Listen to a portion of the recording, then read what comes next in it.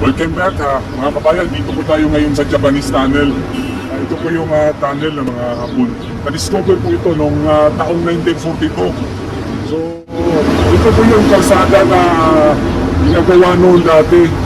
Kaya po nakita itong tunnel na to.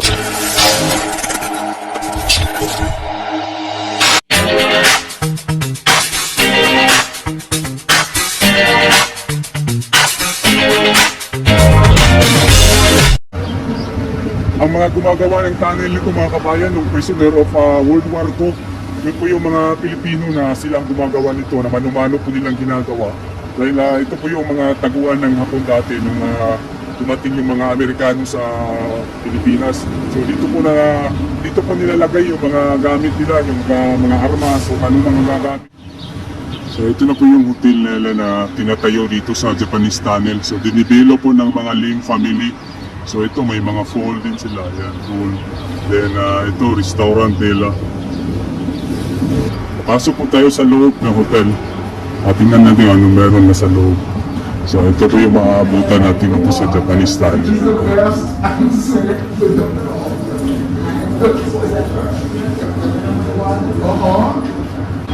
So marami ang tao bumibisita ngayon sa Japanese Tunnel mga kabayan. Ito, na-discover ito noong taong 1942 dahil ito yung ginagawa ng mga prisoner ng Hapon dito sa Davao na pwedeng pagtaguan ng mga anong armas nila at mga kung saan nakatago yung mga Japanese dito dati. So ito po ang tunnel papasukin. Pasok po tayo sa tunnel mga kabayan. Ito tawag ko si Marikit. So ito po yung tunnel. Pasok po tayo sa tunnel, no? So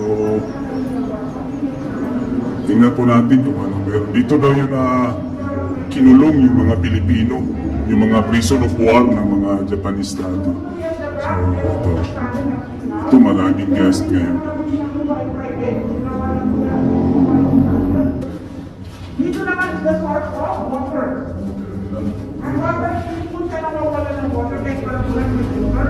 Kasi ang water nito ay galing sa labas sa ilalim ng puso. Spring water. Tapos pinapump namin para po yan maglabas kasi mag-overflow pag pinit. So ito daw yung pinaglalagyan nila ng mga gold bars. So kung makikita po natin, ayan po yung golden Buddha nila. So ayan, hindi pwedeng may pumasok dyan dahil ito may mga nakaharang na mga bakal. So dito daw yung tinatago ng mga Japanese. Ito yung meeting place ng Japanese. Ayan.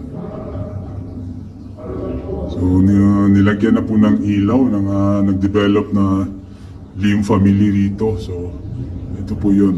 Ayan. Unang gumagawa daw dito mga kabayan yung Pilipino, yung prison of war nila. So, kumbaga manumano nilang binubungkal ito kaya kawawa po mga Pilipino dati. So ngayon, at dito daw rin po kinulong yung mga Pilipino. Ayan. Ito daw umaabot ng mga 6 o 8 tao ang pwedeng ikulong dyan. Pero kung titingnan po natin mga kabayan, napakaliit lang po ng pwedeng pagkulungan. Pero kasya po sila lahat dyan na nagsisiksikan yung mga Pilipino.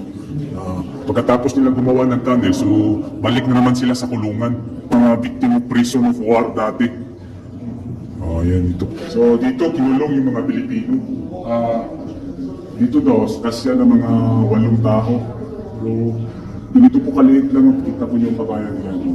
Ito po yung mga bakal na pangharang. So napakasikip po para sa mga 8 tao. Kaya ito sinubukan ko magpakulong. Pero parang hindi kaya.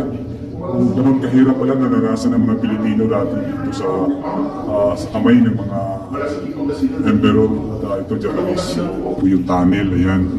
So ayan, diretso pa tayo ron dahil pwede pa. Dito po kailangan medyo yumuko ka dahil medyo mababa na po yung lugar na to. So ayan, kita po natin. So kailangan medyo yumuko po tayo. Ayan po ito. Tingin-tingin tayo sa gilid, baka may makita tayong boulevard, no? Baka ipagpigil na lang sa atin. Ito banda medyo madilim na po. Dahil ito maraming tubig na galing sa ilalim. So dito kaya wala pong kuryente dito. So medyo madilim. So dito sa unahan, ito may nilagyan nila ng kuryente. So may ilaw. Ayan.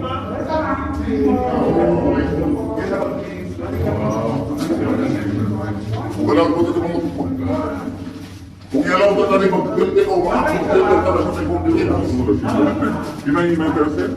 So dito po may electric fan na dahil medyo malalim na po tayo. So nilagyan nila kasi medyo ano na, magalang hangin. So ito na yung kwarto ng general ng Japanese. So, ito yung pinakadulo na. Ayan. No, meron pa yun sa sir. Ang bumugat po sa ating harapan ay yan daw po yung gwardya ng general dati noong World War II. Para meron dito sir.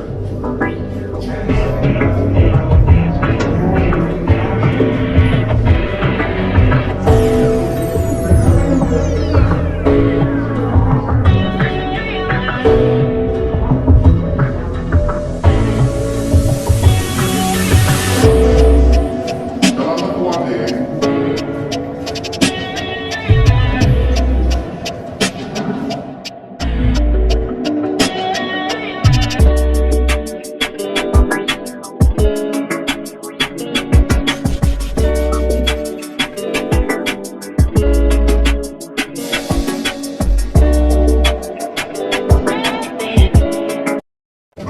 Ilang meters po ito? Ito po medyo pawis na po.